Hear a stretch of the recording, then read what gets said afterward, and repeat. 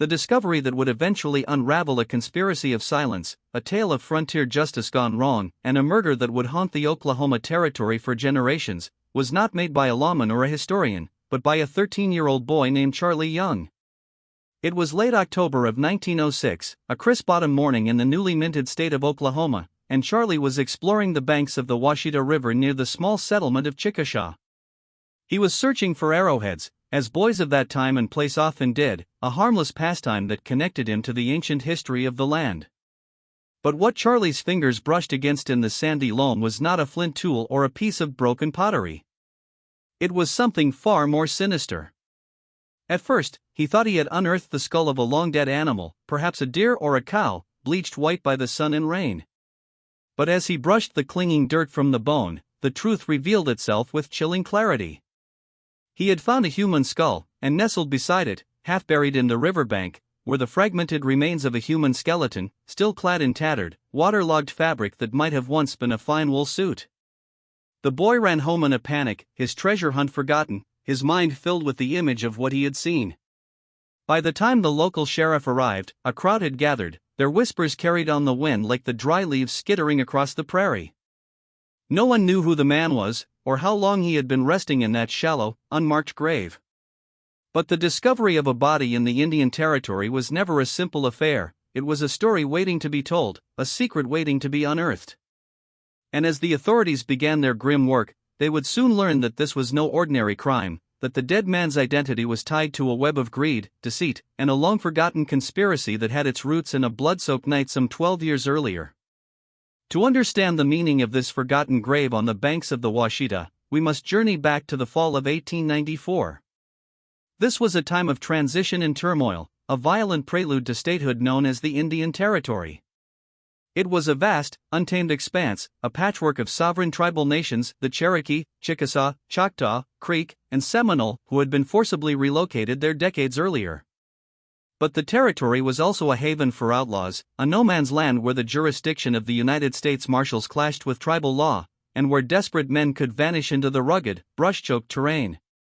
The railroads, the mighty Atchison, Topeka and Santa Fe, were the arteries of commerce, pumping lifeblood and capital into frontier towns, but they also became targets. The line running through the Texas Panhandle and into the territory was a tempting vein for criminals, and no entity was more aware of this than the Wells Fargo Express Company. They were the guardians of the nation's wealth, their armored cars carrying payrolls, gold, and currency across the vast, lawless distances. It was in this volatile environment that one of the most audacious and ill-fated schemes of the era was hatched, a plot that began not with the blast of a six-shooter, but with a quiet piece of paperwork filed by a man named George Isaacs. By all accounts, George Isaacs was an unlikely architect of a grand conspiracy. He was a small man, standing just over 5.5 feet tall and weighing a mere 140 pounds. He was 36 years old, almost illiterate, having received only a third-grade education, and he had drifted through life as a laborer, a cowboy, a man of no particular consequence. At the time of our story, he was unemployed, living in a dilapidated shack along the Washita River, close to where the skeleton would later be found. He was, in the eyes of the law, a suspicious character. Deputy U.S. Marshal Walter Emerson J. Cocker, who operated out of the nearby town of Purcell, knew George well, and his opinion of the man was blunt. Cocker reported that George Isaacs was harboring the most notorious bands of desperados and thieves in the territory, and he was regarded as a member of them. The shack on the Washita was a known way station for the territory's most wanted men. It was a sanctuary for the Bill Doolin Gang, the most fearsome outlaw band of the era, a collection of killers and robbers who had inherited the mantle of the Dalton brothers. Doolin himself, a man with a $5,000 bounty on his head, had taken refuge in the Wichita Mountains, not far from George's door. George Isaacs was a nobody, a simple, barely literate man who lived in squalor. And yet, in November of 1894, he was about to become the architect of a plot that would shake the foundations of Wells Fargo, leading to the brutal murder of a sheriff and a mystery that would persist for over a century. What could possibly drive a man like George Isaacs to such audacious ambition? The answer, as it so often is in history, was money. A fortune, to be precise, waiting to be stolen. The scheme George Isaacs devised was breathtaking in its simplicity and cunning. The plan hinged on the Wells Fargo system of sending cash by express. A customer would purchase a money order, and the funds would be sent in a sealed packet to a specified destination. The system was built on trust, and George Isaacs saw the flaw in that trust. On November 23, 1894, the Atchison, Topeka and Santa Fe train bound for the Texas Panhandle pulled out of the Kansas City station. In its Wells Fargo express car were 5 money packets, each containing a seemingly legitimate cash amount, all addressed to George Isaacs, who was to pick them up at the remote frontier depot of Canadian, Texas. But these were no ordinary packets. They were a trap, a lure, a tool for an intricate con. The money packets were part of a scheme known as the phony pouch scam. George had made a claim for a large sum of money, nearly $1,500, a king's ransom in 1894, to be sent to him at Canadian. He had no intention of collecting it. Instead, he had assembled a team of hard-bitten outlaws who would be waiting for the train, ready to rob the Wells Fargo car and make off with the real cash. The plan was a masterpiece of misdirection. By sending the phony packets to himself, George would create a legitimate reason for his presence in Canadian. He could claim the money, providing a perfect alibi for his involvement. But the plan was about to go violently wrong, and its failure would expose a conspiracy much larger than a simple robbery, implicating an unlikely aggregation of heroes, villains, and spectators, and leading to a murder that would become one of the most controversial unsolved crimes of the frontier era. The team George had assembled for the heist was a collection of some of the most dangerous men in the territory. Among them was the infamous Tulsa Jack Blake, a known member of the Bill Doolin gang and a man who would later be killed by lawmen in a bloody shootout. His presence was a clear sign of the seriousness of the operation. The other 3 men were lesser known but just as dangerous, and one of them is of particular interest to our story. In the early morning hours of November 23, long before the sun had begun to warm the windswept plains, these 4 men saddled their horses and rode west along the South Canadian River. The air was cold and biting, a taste of the harsh winter to come. They were well armed, each carrying a Winchester rifle in his saddle scabbard, and they were prepared for a long ride, with mortals' burlap bags full of horse feed dangling from their saddle horns. Their destination was the town of Canadian, Texas, a tiny, remote village of about 400 souls, which was a stop on the Santa Fe line. As they rode, the 4 strangers attracted attention. They were seen by a settler named J.W. Conister, who was heading to his farm. Conister noticed that the men avoided the main roads and trails, instead following the riverbank. They were well-mounted, riding excellent horses, and they were unusually sullen, returning his friendly greeting with nothing more than a hostile glare. These were not men to be trifled with. Conister made a mental note of their appearance. 3 of them had dark mustaches, while the 4th rider was taller, light-complected, with small sideburns and a light-colored mustache. This tall, enigmatic figure would later become the central mystery of the entire affair. Later that afternoon, the 4 riders were spotted by another traveler, Doc Walton. He too noted the men's sinister appearance, and he was able to positively identify one of them as Tulsa Jack Blake. But like Conister, he could not identify the tall, light-complected man, the one with the sideburns. This mystery rider was a ghost, a man who seemed to have no past and would leave no trace. He was the linchpin of the operation, but his identity would remain a secret for years to come. As the 4 riders closed in on Canadian, the train carrying George Isaacs was thundering across the Kansas prairie. George sat in a passenger car, his face a mask of poorly concealed anxiety. He was recognized by a fellow passenger, a rancher named C.W. Jones, who had known the Isaacs family for years. But Jones, perhaps unconsciously, added a layer of confusion to the narrative. He would later testify that he was unsure if the man on the train was George or his brother, Will Isaacs.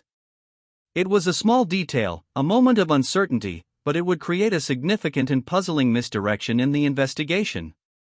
It was almost as if the Isaacs family itself was a blur of shifting identities, a family tree with more shadows than leaves. The train arrived in Canadian at 8 o'clock sharp on the evening of November 23, 1894. The town was quiet, the station mostly deserted as the passengers and crew went about their business. George Isaacs stepped off the train, a small, nondescript man in a dark suit. His first act should have been to go to the Wells Fargo office to claim his money packets, the very reason he had been sent to Canadian. But he didn't. Instead, he began walking away from the depot at a brisk pace, looking for a hotel. It was an inexplicable and highly suspicious act. He didn't even know where to find a hotel. In the darkness, he encountered a man who would become a key figure in the story, Cap Arrington. George Washington Cap Arrington was a legendary Texas lawman, a former commander of Company C of the Frontier Battalion of the Texas Rangers, and currently the sheriff of Hemphill County. Arrington, a man who was no stranger to the tactics of outlaws, was on his way to catch the train. He didn't recognize George in the fading light, but he provided directions to the nearest hotel. George ignored the advice, however, and chose to stay at a different establishment, the Sutherland Hotel, further away from the depot. By now, it was completely dark. The train had been shunted to the house track, its Wells Fargo car uncoupled and left near the station. The stage was set for the robbery.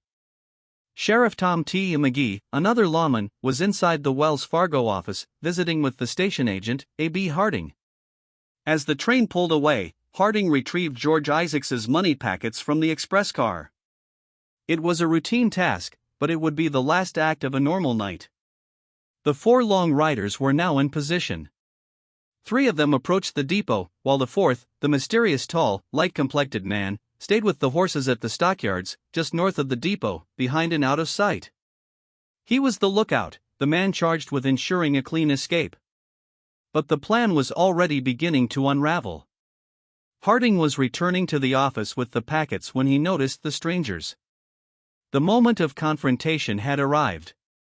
What happened next was a blur of chaos, violence, and death. The exact sequence of events is a matter of historical dispute, but the outcome was devastatingly clear.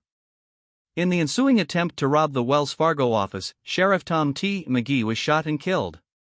He was murdered in cold blood while trying to stop the robbery. The outlaws had gotten their money, but they had also committed an unforgivable crime. The murder of a sheriff was an act of war against civilization itself. A posse was immediately assembled, and the hunt for the killers began. The authorities were not fooled for a moment by George Isaacs's pathetic attempt at an alibi. He was the mastermind, and they knew it. The man who was supposed to be a simple, harmless laborer had orchestrated the murder of a lawman. George Isaacs was arrested, and along with him, several of the other conspirators were rounded up. However, the tall, light-complected rider, the 4th man who had stayed with the horses, was never caught. In fact, he seemed to have vanished into thin air. He was a phantom, a ghost who had participated in the robbery but whose identity remained a complete mystery. Some speculated he was a member of the Doolin gang, while others believed he was a hired gun from the east. No one knew. This unsolved element of the crime, this missing man, would become the key to unraveling a much darker and more complex conspiracy, one that would implicate some of the most respected men in the territory. It was a secret that would wait, buried like the skeleton on the banks of the Washita, for over a decade. The trial of George Isaacs and his cohorts was a sensation. The conspirators were a motley crew, but they all shared a common bond of guilt. They were charged with murder and robbery, and the prosecution had a strong case. Witnesses came forward, including the men who had seen the 4 riders on the day of the robbery. The defense, however, was not about to give up. They argued that the primary instigator of the plot was not George Isaacs, who was a simple, easily led man, but his own brother, Will Isaacs. They claimed it was Will who had put George up to the scheme, that George was merely a pawn. The prosecution, however, pointed out that George was the one who had made the claim for the money and the one who was on the train. The jury was not swayed by the argument of George's innocent involvement. They saw him for what he was, a deadbeat and a murderer. But the execution of the larger plan, the broader conspiracy, was far from over. The trial revealed that this was more than just a robbery, it was a calculated scheme to steal from Wells Fargo and to kill anyone who got in the way. The stage was set for the most dramatic part of the story, the investigation into the mysterious 4th rider. The identity of the tall, light-complected man became an obsession for the lawman. The territory's most experienced trackers and detectives, including those from the Pinkerton National Detective Agency, were brought in to find him. They conducted countless interviews, scoured the countryside for clues, and even tried to trace the man through his distinctive appearance. He was a ghost in the machine. The mystery deepened when the law began to suspect that the fugitive was not a hardened outlaw, as they had first assumed, but someone of a higher social standing. This idea was fueled by the testimony of the rancher, Jones, and others who had seen the man. They described him as well-dressed, well-spoken, and traveling with an air of authority. This was not the profile of a typical outlaw who had to eke out a living by robbery. This was the profile of a man of means, a man of influence, perhaps even a man of the law. The idea that a member of the establishment could be involved in such a crime was a terrifying one. It suggested that the violence in the territory was not just a conflict between outlaws and lawmen, but a far more complex struggle involving betrayal and deception from within. The investigation soon turned to the Isaacs family itself. The more lawmen probed, the more they realized that George Isaacs was not the only member of his family with secrets. There were brothers, cousins, and in-laws, all of whom had their own shady pasts. The family had a history of land disputes, smuggling, and violence.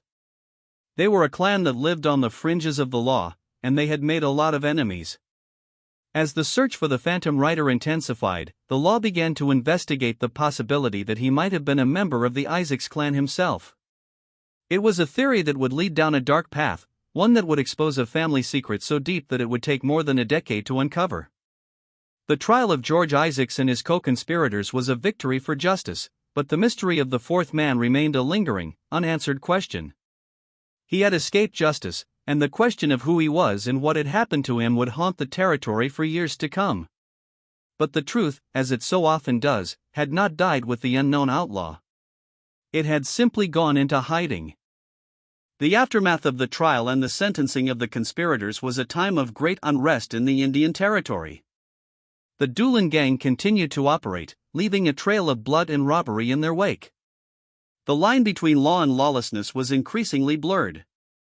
The events at Canadian had proven that no one was safe, not even the most isolated frontier towns. The tale of the robbery and murder became a legend, passed down through generations of settlers and lawmen. And the lingering question of the fourth rider, the tall, light-complected man, remained a source of constant speculation. Was he a member of the Doolin gang? A hired assassin? A Pinkerton detective working undercover? Or was he something else entirely, something far more disturbing? The answer would not be found in any jail cell or courtroom. Instead, it would be unearthed from the cold, damp soil of a riverbank, nearly a dozen years later, by a boy searching for arrowheads. The discovery of the skeleton, and the subsequent investigation, would force the community to confront a shocking truth that had been buried along with the body. It would reveal that the conspiracy was far more intricate and far more personal than anyone had ever imagined, and that the lines between victim and perpetrator, between lawman and outlaw, were far more blurred than the history books would have you believe. This brings us back to the banks of the Washita River, where the skeletal remains of a man lay patiently waiting for the truth to be uncovered. As the authorities arrived, the sense of unease was palpable. The body was mostly skeletal, the bones partially exposed by the elements, but enough remained to suggest a violent end. In the pockets of the tattered suit, a rusty pocketknife and a few silver coins were found. The initial assumption was that this was the grave of a victim of foul play, perhaps a traveler or a drifter who had met his end at the hands of outlaws. But there were several elements that did not fit. The location of the burial was not a typical spot for a transient's grave. It was too deliberate, too well hidden. It had been carefully chosen to keep the body from being found. It was a secret that someone had been determined to keep. The local sheriff, a man named John C. Williams, was a veteran lawman who had seen his share of violence. But the discovery of this skeleton, with its distinct and carefully concealed burial, struck a deep chord of suspicion. The investigation into the skeleton began with a meticulous examination of the remains. The county coroner was called, and an inquest was opened. The bones were identified as belonging to a man of medium height, perhaps 6 feet, with an indication of good health. The style of the clothing indicated the man had been dressed in a suit, which seemed out of place for the rough-and-tumble world of the Indian Territory. He was not a simple cowboy or laborer. The articles found with the body, the pocketknife, and the coins were of high quality, suggesting he was a man of some means. The manner of death was also intriguing. The skull showed signs of a severe fracture, not from a bullet, but from a blunt force trauma, as if he had been struck on the head with a heavy object. It was a brutal, personal killing. But who was he? There were no identification papers, no monogrammed shirt, no clues to his identity. But one detail stood out as being deeply significant. The bones were found in a state of partial articulation, meaning the body had been placed in the grave while it was still in a state of rigor mortis, or soon after death. It had not been a casual disposal. It had been a deliberate act of concealment. The investigators began to piece together a timeline. The skeleton was believed to have been in the ground for around 10 to 12 years, which would put the date of death roughly in the mid-1890s. The investigators immediately began to search their memories for any unsolved disappearances from that era. The events of November 1894, the attempted Wells Fargo robbery and the murder of Sheriff Tom T. McGee, were still a vivid and painful memory. The identity of the mysterious, unidentified fourth rider was a story that had haunted the region ever since. The investigators began to wonder, could this skeleton be the remains of the tall, light-complected man? Could this be the man who had vanished without a trace during the robbery? It was a wild theory, but it was the only one that made any sense. The mystery of the fourth rider's fate had been an obsession for years. Was it possible that he had not escaped at all, but had instead become a victim of his own crime? The investigators began to dig deeper into the case files from the 1894 robbery. They interviewed the survivors, the family members of the deceased, and anyone who could remember the events of that fateful night.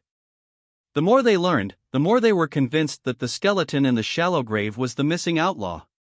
It was a stunning revelation that would lead them on a twisted path toward a conspiracy much bigger than a simple robbery.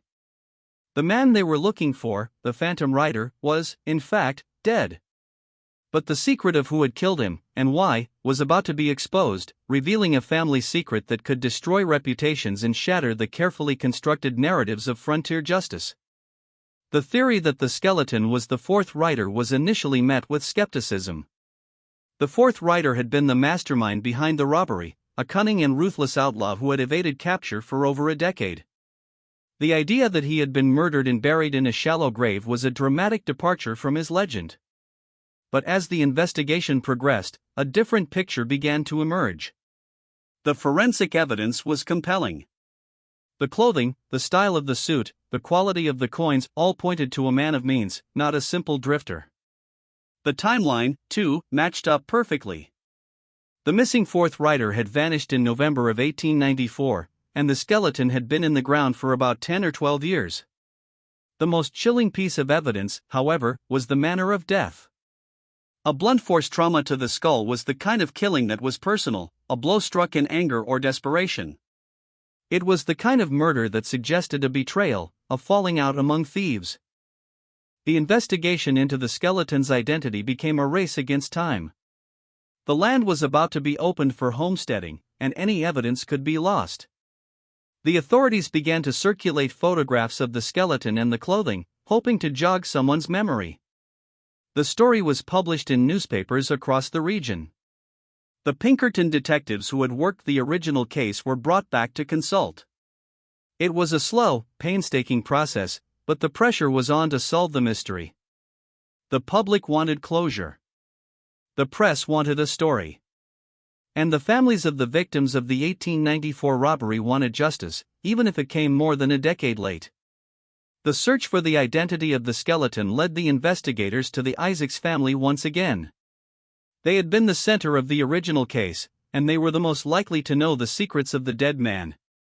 The investigators began a series of interviews with George Isaacs, who was now serving time in prison, and with his brothers and cousins. The family was notoriously tight-lipped, and they were reluctant to talk. But the investigators were persistent. They began to dig into the family's history, looking for any connection to the skeleton. They discovered that George Isaacs had another brother, a man named Will Isaacs, who had died under mysterious circumstances in 1894.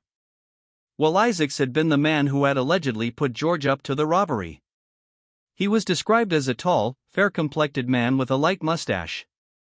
He was the exact physical description of the fourth rider. The pieces of the puzzle were beginning to fall into place. The revelation that the skeleton might be Will Isaacs was a bombshell. It would mean that the robbery had been a family affair, and that the mysterious fourth rider was not a random outlaw, but George's own brother. It also explained why George had been so reluctant to identify him. The investigators had been looking for a random outlaw when they should have been looking at a family member. The case had been a mystery for over a decade, but the key to solving it had always been hidden in plain sight, buried in the same soil as the victim. It also raised a new, even more disturbing question: if Will Isaacs was the fourth rider who had killed him. If the skeleton was indeed Will Isaacs, then the truth about the murder of the fourth rider was not just a family secret, it was a crime that involved the Isaacs family, and possibly some of the most prominent citizens of the territory. The investigation into the murder of Will Isaacs began in earnest. They discovered that Will had a checkered past, a man who had been involved in various schemes, a man who could not be trusted. He was a man with many enemies, but the investigators were looking for a specific person, someone who had had a motive to kill him and had the opportunity to do it. The most likely suspect was his own brother, George Isaacs, who had been the architect of the robbery. It was a compelling theory. George, the small, illiterate man, had been the leader of the gang. But what if Will had been the real leader and George had been jealous? What if George had killed his brother to take control of the operation or to silence him? The investigators began to consider the possibility that the robbery had been a double-cross, and that George had set his own brother up to be killed. The investigation into the murder of Will Isaacs would lead to a final, shocking revelation. It turned out that the skeleton was indeed Will Isaacs. After an exhaustive investigation, the authorities were able to confirm the identity through old dental records and a letter from a dentist who had treated Will. The discovery of Will's body and the confirmation of his identity proved that the phantom rider was not a figment of legend but a real man who had been killed. It also demonstrated that the conspiracy was far more complex and personal than anyone had imagined. The murder was not just a crime of greed but a crime of passion, a case of brother killing brother over a failed robbery. It was a tragedy that had ended in bloodshed and had left a trail of unanswered questions and broken families. The story of the Isaacs brothers was not just a story about outlaws, it was a story about the corrosive power of greed and the lengths to which people will go to protect their secrets. The quest for the truth had exposed a web of lies that had been buried for over a decade, and it had revealed a dark underbelly of the American frontier that was more terrifying and tragic than any dime novel could conceive. The final confirmation of Will Isaacs's identity brought a tragic and emotional end to a long and painful mystery. The family who had once been so reluctant to talk now had to confront the truth. The Isaacs family had been torn apart by the events of 1894, and the discovery of the skeleton was the final blow. The story of the murder of Will Isaacs was not just a historical footnote, it was a personal tragedy that had destroyed a family. It was a story that had been hidden for over a decade, a tale of brother against brother, of betrayal and violence. The community that had been so fascinated by the mysterious fourth rider was now forced to reckon with the reality of his death. The legend was gone, replaced by a grim and tragic reality. The unanswered questions that had lingered for so many years had finally been answered. And yet, one final mystery remained. For all the work of the investigators, for all the evidence they had gathered, no one was ever charged with Will Isaacs's murder. The case remained officially unsolved. The killer had gone free, and the identity of the murderer was a secret that the Isaacs family took to their graves. Who killed Will Isaacs? Was it George? Was it another member of the family? Was it a rival outlaw or a disgruntled business partner? The answer was forever lost to history, and that question, the one that had hung over the story from the very beginning, would now hang over its conclusion. The mystery of the forgotten grave on the banks of the Washita was only partially solved. The body had a name, but the killer had none, and the silence from the soil of the Indian Territory endured. The only truth that was certain was that the shadow of that bloody night in November 1894 would never fully lift.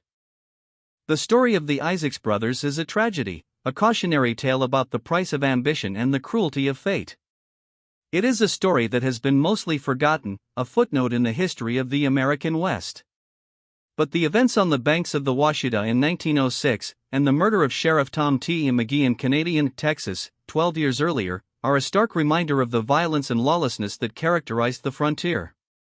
It is a story about the people who lived and died in the shadow of the railroad, the men and women who risked everything for a chance at a better life. And it is a story about the persistence of memory, the way the past can rise up from its grave to haunt the present, a reminder that some secrets are too heavy to remain buried forever.